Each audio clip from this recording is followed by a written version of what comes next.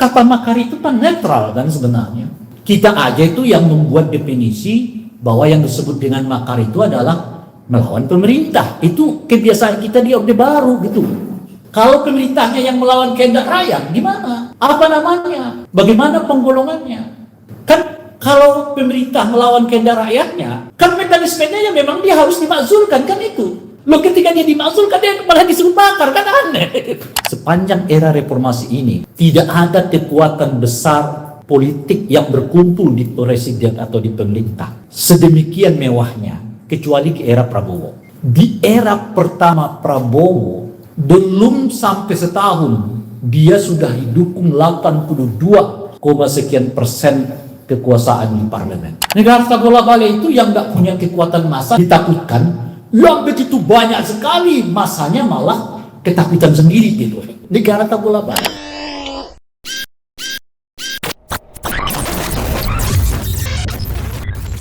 Secara umumnya yang menurut saya yang kita bisa tangkap dari perbicaraan publik ya, dan khususnya melalui media sosial adalah ketidaktahuan publik kita ini sebenarnya mau kemana ini.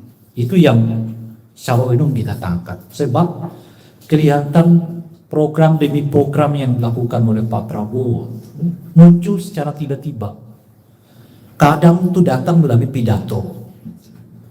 Perjanjian BOP, saya kira rakyat Indonesia tak ada yang tahu, tiba-tiba udah ikut bersama dengan Trump.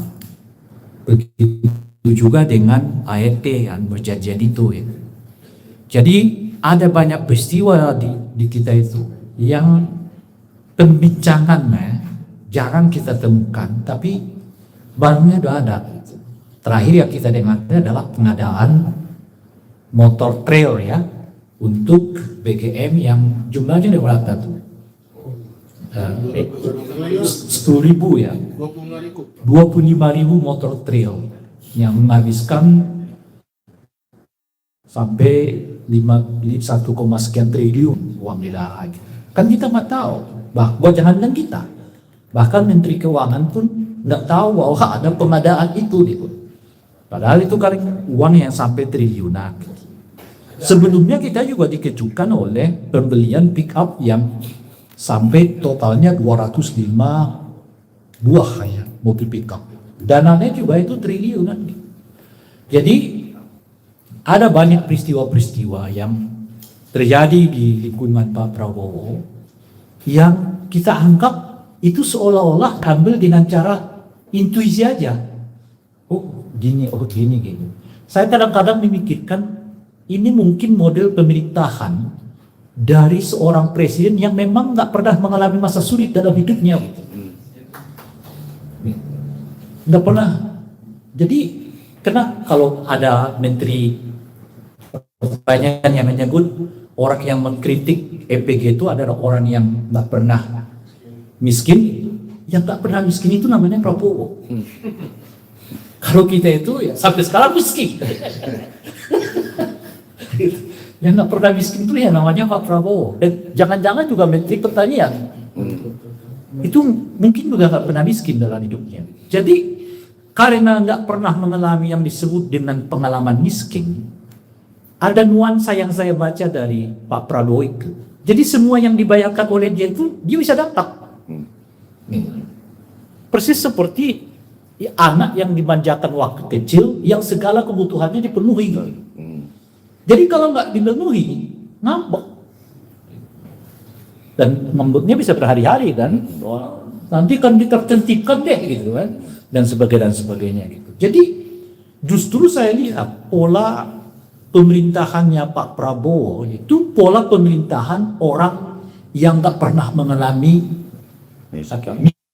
Dan itu nggak lama, sekitar berapa tahun ya? 8 sampai 10 tahun lah ya. Santai lah. Karena 2004 dia bolak balik. Zaman Bu Mega udah pulang. Iya, 2004 udah ikut pilpres. Jadi, hidupnya tetap mewah. Tetap mewah. Kalaupun ada pengalaman hidup, jadi bukan. Kalaupun ada pengalaman hidupnya yang pahit. Nah itu adalah ketika beliau meninggalkan Indonesia dan lama tinggal di Jordan. Dan kalau kita hitung ya nggak sampai puluhan tahun karena 2004 dia udah kembali. Tapi dia senang Ya itu salah satunya. Sayangnya nggak dinaturalisasi, Pak. Nah, itu. Nah, jadi itu yang saya kelihatannya. Sehingga ada laporan dari bawahan, Pak ini kurang, tutup. Pak ini kurang, oke. Kan kalau kita lihat pidato-pidatonya Pak Prabowo, misalnya, kayaknya ini Pak begini, oh yaudah, nanti kita beli. Masih ingat ya, saya kira dulu nih. Nanti kita adain. Oh Pak begini, kalau penting duitnya kita tambah. Pokoknya ada. Pokoknya ada. Pokoknya ada. Pokoknya ada. Jadi saya kira itu model orang yang nggak pernah berpikir bahwa duit saya itu kan sekian, dan oleh karena itu saya nggak bisa beli semua hal itu. Yang saya lihat dari Pak Prabowo ini, duit saya nggak terbatas dan saya bisa beli semua hal. Gitu. Khususnya yang menurut dia yang jadi fokusnya dirinya. Dalam hal ini kan ada dua nih, yaitu MBG dan juga KMP. MPG ini program istimewa banget. Jadi seolah-olah orang nggak boleh ngeluh tuh. Orang yang bekerja di MBG itu nggak boleh ngeluh tentang sesuatu yang ia merasa ini gak cukup itu. Lalu dipenuhi seketika tuh. Pak, duitnya kurang, oke kita tambah. Pak, status pegawai MBG-nya, oh ya kita naikkan. Bukan aja gaji, statusnya pun kita naikkan. P3K yang udah lama kerja dan banyak sampai sekarang belum gitu loh. Gaji nggak nambah, statusnya tetap begitu-gitu aja gitu ya. Lalu Pak kurang nih, minjam ke daerah-daerah, perlu motor, ya udah 2, ambil. Kan itu gaya orang yang apa namanya, yang di kantongnya itu selalu cukup duit gitu. Udah gaya hidupnya begitu. Jadi nggak pernah mikir hemat, nggak pernah mikir apa namanya itu ya, ini harus kita tindakan karena ini dulu gitu. Misalnya termasuk KMP ya, KMP yang kita dengar itu dari filosofi pendiriannya saja sudah banyak dipersoalkan oleh orang, dan lebih dari itu adalah soal kelibatannya tentara di dalam apa namanya dia pendirian dari Koperasi Merah Putih ini. Nah, kawan-kawan sekalian, ini semua tadi udah disebutkan oleh Arif dan Bung Khalif ya, nggak ada yang melakukan kritik. Sebab apa gitu ya? Sebab hidup orang sekarang tergantung pada negara, sehingga dapat perintilan negara pun oke, itulah yang penting ada negaranya di situ gitu.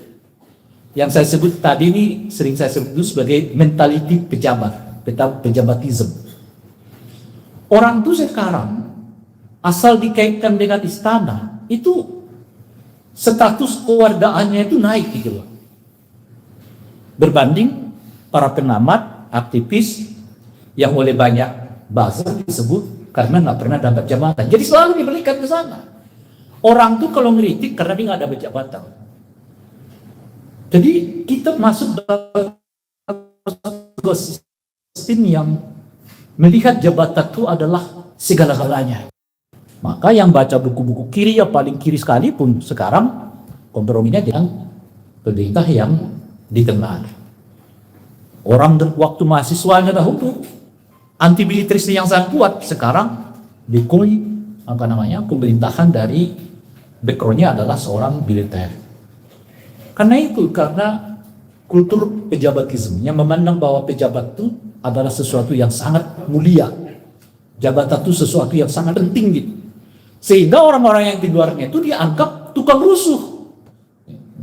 Saya pernah selepas PBB tahun 99, saya mengundang Cak Nur untuk berpidato,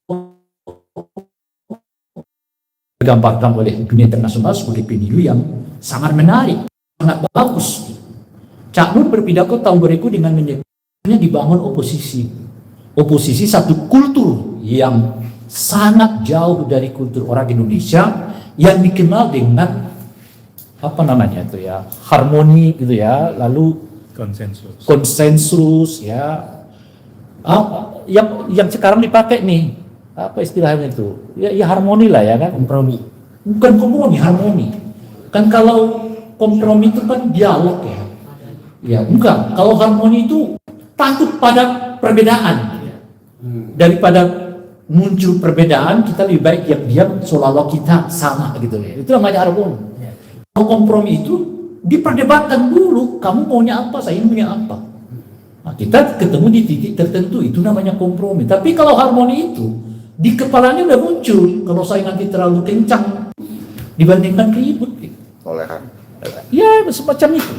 Jadi kita oleh Chandra menyebut susah membayangkan sebuah oposisi dari sebuah masyarakat yang di dalam kepalanya itu sangat kuat apa yang disebut dengan kata harmoni. Jadi orang lebih memilih diam meskipun dia nggak setuju daripada dianggap nanti apa istilahnya itu ya ribut gitu. Dan oleh karena itulah beliau mengatakan perlu memunculkan kultur alias kultur kosmopolitanisme, yaitu kultur yang memperlihatkan gua beda sama lo gitu. Oleh karena itu nggak perlu perbedaan itu ditenggelamkan, tapi harus diperdebatkan. Cuman ada rambunya apa? Rambunya nggak pakai kekerasan, nggak pakai senjata. Itulah yang membuat ketika Saiful mengatakan ini presidennya ini harus mulai dimakzulkan nih. Gitu. Semua orang tiba-tiba mengatakan padahal di negara yang demokratik itu justru yang dilindungi gitu loh. Pikiran yang apa namanya itu ya menyatakan berbeda dengan keras kepada pemerintah. Disitulah hukum hak asasi manusia itu berlaku gitu. Bagaimana orang yang tidak memiliki kekuasaan menyatakan dia berbeda dengan kekuasaan itu? Sebab udah naturnya kalau apa namanya itu ya orang ingin kepada kekuasaan dan takut kepada kekuasaan itu udah natur di mana-mana. Maka demokrasi perlu supaya memberi perlindungan kepada mereka yang menyatakan gua beda sama lo. Nah ini saya pun mengatakan saya beda. Kira-kira gitu ya. Saya berbeda dengan Anda dengan keras. Tapi perbedaan ini kalau saya datang ke DPR, ya DPR-nya punya Anda semua. Ya. Lalu di mana lagi wahananya nggak ada? Ya sudah, wahananya kembali kepada rakyat Indonesia sebagai pemilik kedaulatan gitu. Tiba-tiba disebut makar. Kalau tindakan, pikiran, perbuatan seperti itu langsung buru-buru disebut makar, ya nggak perlu demokrasi. Demokrasi dibutuhkan karena presidennya bisa dijatuhkan di tengah jalan. Demokrasi nggak dibutuhkan kalau presidennya nggak bisa dijatuhkan gitu loh. Demokrasi nggak perlu dibutuhkan. Demokrasi dibutuhkan tuh karena orang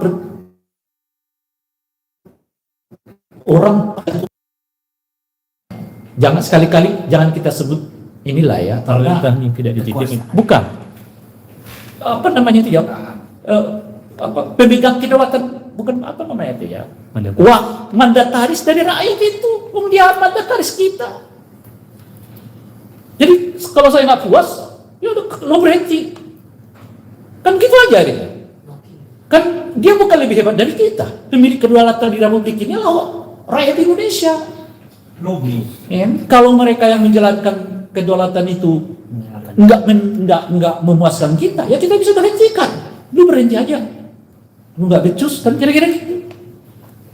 Nah, jadi cara mandang kritik terhadap pemerintah atau keinginan menjatuhkan pemerintah itu sebagai makar. Lagi-lagi itu cara pandang dari kultur pejabatisme itu gitu.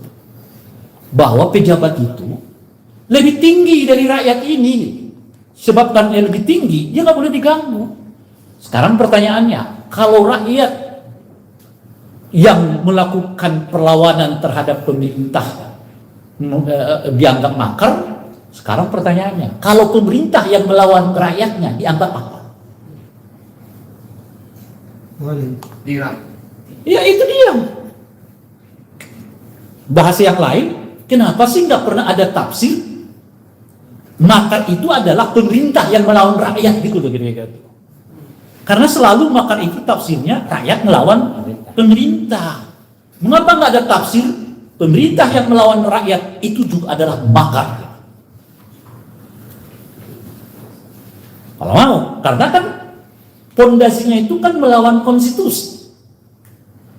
Siapapun yang melawan konstitusi secara umum dapat disebut tindakan makar. Kalau kita menjatuhkan pemerintah, bukan karena pemerintahnya yang dilanggar sebetulnya, penjatuhan, karena itu dianggap melanggar konstitusi. Lah, kalau mengapa nggak disebut makar? Contoh misalnya, kalau kemarin kan dalam survei yang dilakukan oleh Saiful juga dan kawan-kawan kan, mayoritas rakyat Indonesia itu nggak setuju kita bergabung dengan BOP. Kan artinya apa? Melawan kehendak rakyat. Makar nggak? Ini pertanyaan lo ya. ini pertanyaan lo ya. Jadi jangan bulan nanti dipotong-potong ya. Berdasarkan surveinya Saiful. Iya. Dengan keseluruhannya kan, kalau kemarin ada survei, mayoritas rakyat menyatakan nggak setuju dengan Indonesia bergabung dengan BOP Dan tidak dikonsultasikan dengan DPR. dan kalau dikait-kaitkan lagi sebetulnya punya potensi melanggar konstitusi karena melanggar undang-undang. Konstitusi malah ya pasal 11 itu, semua perjanjian internasional yang berjangka panjang dan berdampak luas terhadap Indonesia harus melalui persetujuan DPR. Nah, pertanyaannya adalah, kalau sudah jelas-jelas rakyat Indonesia menyatakan tidak setuju, tapi presidennya tetap jalan, termasuk kategori makar apa bukan? Ini pertanyaan ya. Yang jawab tuh kalian-kalian semua, saya tidak tanya ya. Dan orang punya kebebasan untuk menyatakan itu sebagai makar atau Oh iya dong, iya dong. Karena kan kata makar itu kan netral kan sebenarnya. Kita aja itu yang membuat definisi bahwa yang disebut dengan makar itu adalah melawan pemerintah. Itu kebiasaan kita di Orde Baru gitu. Bahwa makar itu tafsirnya selalu rakyat yang melawan pemerintah. Kalau pemerintahnya yang melawan kehendak rakyat, gimana? Apa namanya? Bagaimana penggolongannya? Kan kalau pemerintah melawan kehendak rakyatnya, kan mekanismenya yang memang dia harus dimakzulkan kan itu. Loh, ketika dia dimakzulkan dia malah disuruh bakar, kan aneh. Kan aneh gitu. Kan itu mekanismenya. Nah, itu satu hal. Hal yang berikutnya adalah sepanjang era reformasi ini, kawan-kawan sekalian, kalau kita bisa rujuk kembali itu, tidak ada kekuatan besar politik yang berkumpul di presiden atau di pemerintah sedemikian mewahnya kecuali ke era Prabowo. Nggak ada kekuatan politik yang sedemikian kuat dan mewahnya berkumpul di sekitar presiden di era reformasi ini kecuali di eranya Pak Prabowo. Nggak usah ke Mega lah ya, nggak usah ke Gus Dur itu jelas backup politiknya sedikit gitu ya. Mega kalah di Pilpres, Gus Dur berhenti di tengah jalan ya kan, Habibie juga begitu itu. Kita cek aja dari SBY ke Jokowi. SBY putaran pertama itu dukungannya hanya sekitar 40%. Periode pertama loh ya. Periode kedua dapat sekitar 70%. Periode pertama Jokowi hanya sekitar 62%. Periode keduanya berkumpul sekitar 82%. Di era pertama Prabowo, belum sampai setahun, dia sudah didukung 82, sekian persen kekuasaan di parlemen. Siapa yang paling mewah daripada Prabowo itu? Itu nggak cukup, kan? Apalagi ormas-ormas agama ikut bolak-balik itu ormas agama ketemu dengan Pak Prabowo. Meskipun ada ormas agama yang sebelumnya teriak tolak BOP, 2 jam 3 jam dia temu sama Pak Prabowo, oh kok kami dukung BOP, ada juga. Lalu besoknya Pak Prabowo pidato, itu ormas yang dukung BOP, kita akan bangunkan gedungnya sampai 4 lantai. Ada korelasi nggak? Wallahu a'lam bishawab. Ya kan, biar alam yang menjawab itu. Ya kan? Ada. Cukup. Apakah cukup bersih? Enggak berarti di situ. ya kan, akademisi intelektual yang dulu mencerahkan kita tentang civil society, mencerahkan kita tentang demokrasi, mencerahkan kita tentang betapa pentingnya yang berdaulat, sekarang ikut bersama mereka dan sekarang mencamahi kita betapa penting presiden dijaga. Kan masih ceramah. Kalau rakyat nggak puas rebut. Hari ini dia mengatakan harus tertib berdemokrasi. Asik. Itu dunia ini. Itu aja dunia ini asik. Gitu. Ceramah kemarin ya, masyarakat bergerak. Hari ini jangan bergerak, kita harus tertib demokrasi. Ya kan 5 tahunan. Dan sebagainya. Udah cukup kan? Udah cukup. TNI, wah, sangat kuat di bawah dan solid di belakang Pak Prabowo. Polisi juga begitu. Siapa yang punya kekuasaan kayak begini? Mewahnya dukungan kepada Pak Prabowo sepanjangnya pemerintahan di era reformasi. Nggak ada kecuali Pak Prabowo. Tetapi kawan-kawan sekalian, betapapun mewahnya dukungan ini kepada Pak Prabowo dan kali pertama dalam sejarah begini besar dukungan kepada presiden dari civil society, lalu dari masyarakat yang bukan atau kekuatan politik, lalu ditambah dengan tingkat kepuasan mencapai 82,99% sesuai dengan rilis survei tahun 2025. Terhadap pidato seorang pengamat, satu pengamat yang nggak jelas basis masanya siapa, dia sudah ketar-ketir. Muncul tuduhan makar. Saya nggak ngerti buat apa presiden mengumpulkan semua orang itu kalau ujung-ujungnya dia hanya takut kepada seorang pengamat gitu. Buat apa coba? Asing dong. Kawan ini anti asing. Saya nggak ngerti. Masuk akal nggak sih? Segitu mewah dukungan itu kepada presiden. Masuk dalam. Ya, tiba-tiba ada seorang pengamat. Ya, basis pasarnya juga kita nggak tahu. Ada yang dulu. Tiba-tiba dia udah ketar-ketir. Pidato di depan apa namanya? Di depan pemerintahan daerah, ya kan? Yang menyebut, ya harus konstitusional gitu ya. Besertaan dengan itu kita dengar rencana akan ada yang melaporkan ya, yang bersangkutan ke polisi. Ya ampun, saya kira beliau ini benar-benar macan gitu. Kok macan bisa ketar-ketir sama pidato seorang intelektual, seorang pengamat? Aku nggak habis pikir. Ini memang negara tak bola balik. Negara tak bola balik itu yang nggak punya kekuatan massa ditakutkan. Yang begitu banyak sekali masanya malah ketakutan sendiri gitu. Negara tak bola balik. Saya nggak habis pikir. Bu ya cari lawan tanding yang seimbang gitu loh kira-kira saya itu. Ngapain tuh? Kalau ditanya siapa yang kan kalau kita baca siapa sih yang mau menjatuhkan presiden, tingkat kepuasan kepada presiden 82,sekian%. Lah kalau kau tahu tingkat kepuasannya begitu, ngapain kau takut sama dia? Ya kan?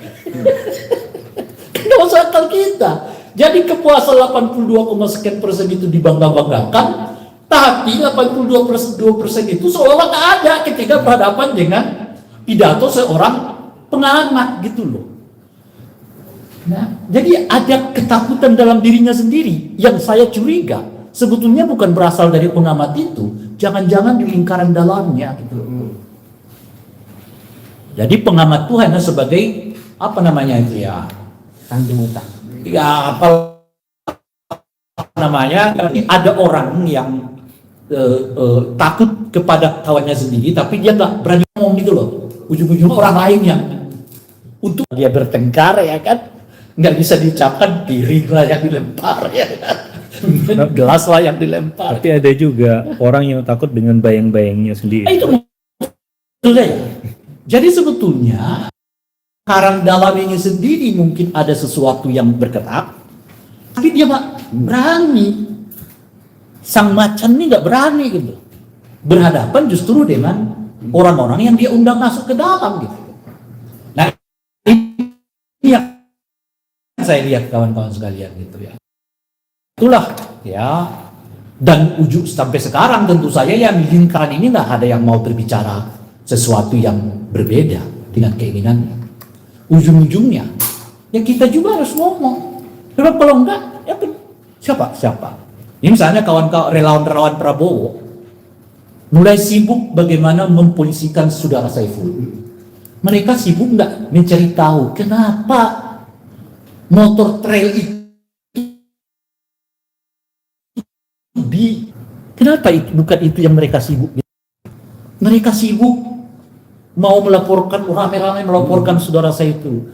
Mengapa mereka enggak sibuk mencari tahu kenapa SPPDS keracunan ini muncul? Kenapa ada pengadaan pick up 205.000 dengan uang triliun? Padahal ada SMK. Ada SMK. Padahal kelanjutan. Mestinya SMK-nya yang diberdagangkan. Atau mau Kita berharap relawan-relawan ini ya muncul sebagai pendobrak bagi kebekuan.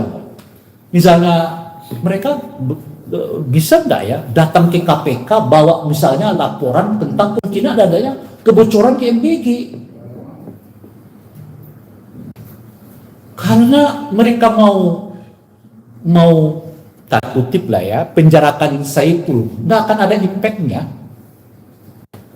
Akan muncul Saiful yang lain. Perlu kita ketahui kawan-kawan sekalian, yang paling kita syukuri di Republik ini karena civil society-nya kuat. Dan sepanjang Republik ini ada, civil society itu sebetulnya yang membentuk sejarah. Anda aku tidak anggung itu. 6-6 ke Orde Lama ke Orde Baru. Masyarakat yang gerak, bukan politisi. Reformasi, masyarakat yang bergerak, bukan politisi. Yang paling dekat peristiwa Pati, masyarakat yang gerak, bukan politisi. Kemarin ada gubernur yang mau pengadaan mobil 28 M ya, 2,8 M ya, ininya ya, biayanya. Masyarakat gerak, bukan Depdagri. Baru Depdagri ngomong gitu loh kira-kira tuh. Saya juga baru tahu. Padahal kemarin Depdagri buat retret ya kan. Sebagainya ya. Jadi perubahan-perubahan ini pada civil society. Kalau kita lihat ini sebetulnya. Makanya apa istilahnya itu ya? Mengkriminalisasi masyarakat berakasar civil society itu tidak akan menyelesaikan masalahmu. Itu hanya akan menambah daftar orang yang pernah dipenjarakan oleh pemerintahan yang sedang berkuasa. Nah ini yang kita perlu catat. Sekarang sudah ada ribuan orang dan ini sejarah hanya hitungan tahun ya. Prabowo sudah mentersangkakan orang lebih dari 1.000 orang karena aktivitas kritis mereka. Dan ada di sepanjang sejarah reformasi itu nggak ada. Habibie begitu ia terpilih, dia justru membebaskan semua tahanan politik. Nah sekarang belum setahun loh Pak, itu kan peristiwa Agustus kan, Agustus. Ya. 25 Agustus. Sampai Januari kemarin masih ditangkapi. Nah ya, jadi kan baru 8 bulan 9 bulan Pak ya, Agustus, September, Oktober, 10 bulan. Iya. Baru 10 bulan berkuasa udah ribuan orang yang ditangkapin. Nggak pernah aja dalam sepanjang reformasi. Nah sekarang karena aktivisnya itu mulai ke pengamat-pengamat. Jadi nggak ada. Jadi kalau ada sejarahnya Kak Prabowo, salah satunya adalah di eranya dia ribuan orang dalam kurun 10 bulan sudah ditangkapi gitu. Kawan-kawan sekalian, kalau ini makin panjang ini ya. Karena itu saya bacakan saja ya. 8 kealpaan pemerintahan Prabowo. Barisan Oposisi Indonesia, 8 kealpaan pemerintahan Prabowo, 0. Lagi ya. Barisan Oposisi Indonesia merangkaikan 8 kealpaan pemerintahan Prabowo. 01. Pelanggaran konstitusi dan undang-undang. Ini terjadi sejak awal pencalonan capres-cawapres yang memunculkan anak haram konstitusi hingga pengangkatan Tedri Indrawijaya sebagai sestam. 02. Karut-marut tata kelola MBK dari konflik of interest yang melibatkan jejaring politik dan aparat TNI, Polri, hingga masifnya keracunan yang terjadi berulang-ulang, termasuk penggunaan anggaran sektor pendidikan. 03. Krisis fiskal dari salah arah pembentukan dana tara, pemotongan transfer keuangan daerah atau TKD, hingga berdampak pemberhentian para pegawai P3K di berbagai daerah. 04. Operasi Merah Putih atau KMP dari pembentukan yang terpusat menggunakan dana desa dan pengadaan barang yang tidak transparan. 05. Remilitarisme atau pelibatan TNI di ranah sipil dan pada saat yang bersamaan belum adanya kepastian diumumkan hasil reformasi Polri. 06. Meningkatnya state terorisme, teror dan kriminalisasi terhadap aktivis dan pengekangan terhadap media. Setidaknya ada kurang lebih 1000-an aktivis atau demonstran yang sebagian besar masih menjalani proses hukum saat ini, dan kini para akademisi dan pengamat mulai ditertibkan dengan tuduhan makar, dan bahkan sudah mulai ada yang melaporkan akademisi yang kritis ke kepolisian. 07. Korupsi merajalela ditandai dengan indeks persepsi korupsi yang raport yang merah, hanya mendapat skor 34 dari rentang 0 sampai 100, merosot dan hilangnya standar moral kerja yang KPK. 08. BOP dan ART melanggar prinsip politik bebas aktif dan merugikan kepentingan nasional. Jakarta, 9 April 2026. Assalamualaikum warahmatullahi wabarakatuh.